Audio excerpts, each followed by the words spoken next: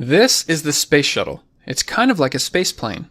It launched like a rocket, but then landed like an airplane on a runway. In this video, we're going to take a close-up look at the inside of the orbiter vehicle. We'll see the crew compartment, the payload bay, and all the way to the engines on the very back. My name is Jared. I make 3D animations on how things work. In the past, I've had a lot of fun doing other space animations, like the International Space Station and the Apollo spacecraft. I'll leave links for these videos down below. But I think it's about time that we finally take a look at the Space Shuttle. Thanks to our sponsor for this video, which is Brilliant, a fun and interactive way to learn math, science, and engineering.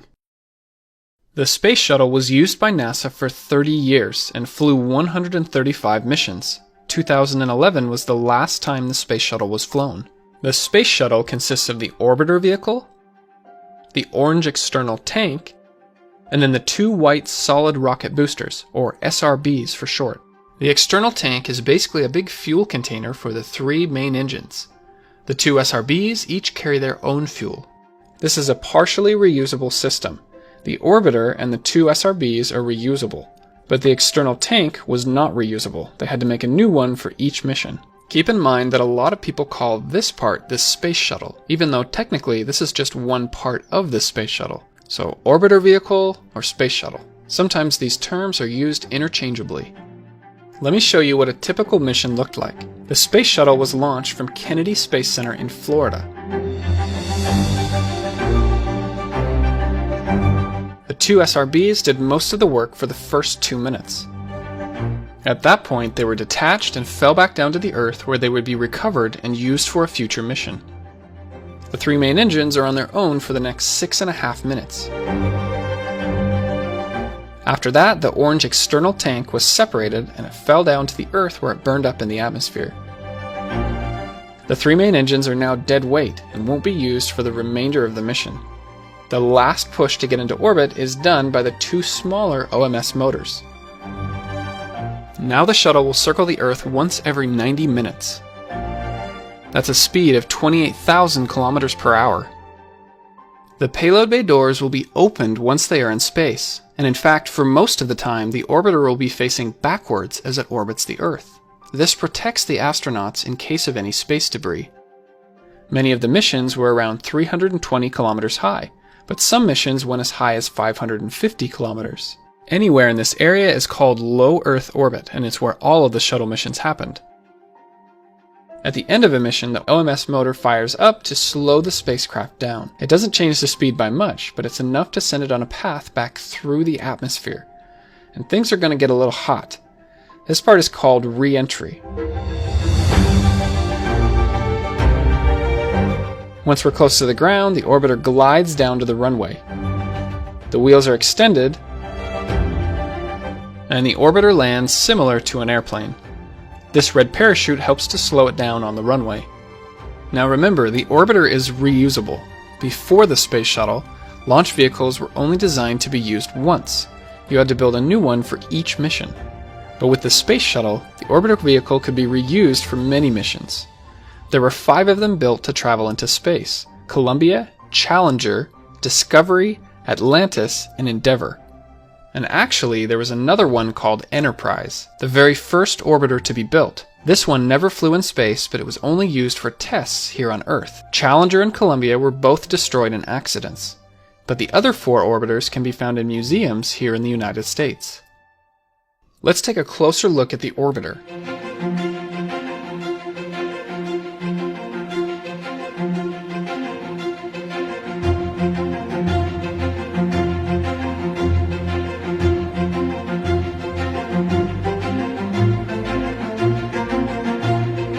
Some have called this the most complex flying machine ever built. On most missions, it had a crew of 7 astronauts and stayed in space for 1 to 2 weeks. It is 37 meters long and 24 meters wide. For comparison, here is the Apollo spacecraft, which landed astronauts on the moon. And here is a Boeing 747. Let's take a look at the main parts of the orbiter, and then I'll show you more of what's on the inside. The main body down the center is called the fuselage. We can break this up into 3 parts: the forward, mid, and the aft fuselage. The aft fuselage has a vertical stabilizer in the middle and 3 engines on the back. These are called the Space Shuttle main engines. The 2 smaller ones up here are called the OMS rocket motors, and OMS stands for Orbital Maneuvering System. The mid-fuselage has the wings attached to each side, and then in the center is the payload bay, sometimes called the cargo bay. This is where they would transport large items into space. The forward fuselage has the nose cone and the forward reaction control system module. These tiny holes are thrusters, which can help change the orientation of the shuttle in space. And most importantly, the crew compartment. This is where the astronauts spend most of their time. On the bottom is the thermal protection system, otherwise known as the heat shield. There are more than 27,000 silica tiles to protect the shuttle from the enormous heat of re-entry. There are 3 doors on the bottom that contain the landing gear. These open up once the shuttle gets close to the runway. Okay, we've seen the outside of the shuttle. Now let's take a look at the inside, starting with the crew compartment. There are 3 levels in here: the flight deck, the mid-deck, and the equipment bay. The flight deck has the controls to fly the orbiter. The commander is on the left and the pilot is on the right. There are 2 more seats directly behind, but these will be stowed away for most of their time in space. At the back of the flight deck, there's more control panels. These 2 windows look directly into the payload bay. There's also 2 windows on top and 6 in the front. The flight deck has a hole in the floor that leads down to the mid-deck. There's a ladder, but when you're in space, you can just float through. The mid-deck is where the crew eats, sleeps, and does some of their work. These are the lockers to store equipment and personal belongings of the astronauts. These are the sleep stations. It can fit 3 astronauts horizontally. More astronauts sleep in bags attached to the side here. There's no gravity in space, so sleeping is a bit different than here on Earth. This is the galley, used to prepare food. Don't forget about the bathroom in space. This is called the waste collection system. This is the airlock for when astronauts get in their spacesuits and then go outside to access the payload bay. Behind this row of lockers is the avionics bay. This holds equipment and computers that can help fly the shuttle. Several seats can be set up in the mid-deck for launch and re-entry. The shuttle was designed to fit 6 to 8 astronauts. On most missions there were 7, 3 on the mid-deck and 4 on the flight deck. Below the mid-deck is the equipment bay, which holds the waste management systems, water tanks, pumps, and more storage space. The crew compartment here is the only pressurized part of the orbiter, which means it's the only part that astronauts can be in without a spacesuit. The side hatch is how they enter and leave the orbiter on Earth. The hatch is not used while they're in space. If they did, it would suck all the air out. Not good. When it's time for some of the astronauts to go outside, they'll use the airlock. For now, I'm going to skip over the payload bay. We'll come back to it.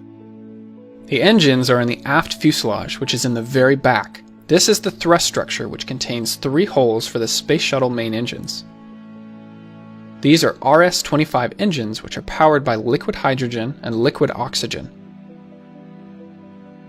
The fuels are stored in the external tank during the launch through the atmosphere. The fuel is fed through the belly of the orbiter and back to the 3 engines. The fuel is extremely cold before it is burned. The hydrogen is pumped down the side of each engine and then back up the inside through many smaller tubes. In this way, the fuel is used as the cooling system before it is burned. All 3 engines can be gimbaled from side to side or up and down. This was done during the launch to steer the orbiter. Right above, there's the Orbital Maneuvering System rocket motors. These helped give the final push into orbit at the beginning of the mission, and also slow the spacecraft down at the end of a mission. The OMS is actually made of 2 pods on each side of the vertical stabilizer. These contain their own fuel and oxidizer tanks. You'll also notice that there are more tiny thrusters out here. There's even more of them underneath. This is part of the Reaction Control System, or RCS. We saw earlier in the video that there are RCS thrusters in the front as well. All three RCS modules can work together to change the orientation of the shuttle. The orbiter has several parts which are very similar to what an airplane has: the wings, the elevons, the body flap, and the vertical stabilizer with a rudder on the back. This rudder can also function as a speed brake. These parts don't really matter in the vacuum of space, but they will matter once we're close to the ground and ready to land. Okay, now let's take a closer look at the payload bay. Once in orbit around the Earth, the payload bay doors are opened up to expose the inside. It's very important to get these doors open because they have radiator panels on the inside to help get rid of excess heat. The bay is big enough to fit a payload of up to 18 meters long and 4.6 meters in diameter. This was used to launch many satellites, including the Hubble Space Telescope. It was also used to launch modules for the International Space Station. On some missions, they carried a module called Space Lab, which has extra working space for science experiments. The astronauts can get in here by floating through the access tunnel. Along the left side of the cargo bay, there's a robotic arm called the Shuttle Remote Manipulator System, also known as the Canadarm. This was a contribution by Canada. It was operated from the controls at the back of the flight deck. They looked right through this window. The Canadarm was used to grab and move payloads around in space. It was also used to move astronauts around as well. When astronauts put on their spacesuits and go outside, it's called an EVA, or extravehicular activity. The astronauts put their spacesuits on in the airlock. Then they can open up the hatch on the other side and go out into the vacuum of space. Later shuttle missions had the airlock in the middeck removed, and another one was installed inside of the payload bay. This whole system is called the Orbital Docking System. Here's the airlock, the supporting truss structure, and this top part is the docking mechanism. This is how the space shuttle was able to dock to the International Space Station. Once it's docked, the astronauts can freely float to and from the station. The orbiter does not have batteries or solar panels. All of the electricity is generated underneath the payload bay. You'll notice several spherical-shaped tanks for liquid hydrogen and liquid oxygen. Then at the front, there are 3 fuel cells. The hydrogen and oxygen are combined by the fuel cells to generate electricity. As a side effect, this also creates water, which can then be used for the cooling system or as drinking water for the astronauts. The technology used in the space shuttle would not have been possible without talented engineers who can solve challenging problems, like how to launch a rocket into space, or use a giant robotic arm to move things around. Engineers need a strong foundation in math and science. A good place to start learning is with Brilliant. This is a problem-solving website and app that teaches you to think. Just watching or reading isn't enough to really master these skills. Learning is best when you're actively involved at every step of the way. Brilliant offers over 60 courses on a wide range of topics like math and science. Maybe you'll dive right into calculus or gravitational physics. But more likely you'll want to start with something simple like algebra, geometry, or maybe science essentials. They even have a phone app, so you can do this whenever you find spare time. Learning math, science, and engineering can be fun. Brilliant's interactive approach will keep you engaged the whole way through. Sign up for free by going to brilliant.org/JaredOwen. The first 200 people will get 20% off their annual premium membership.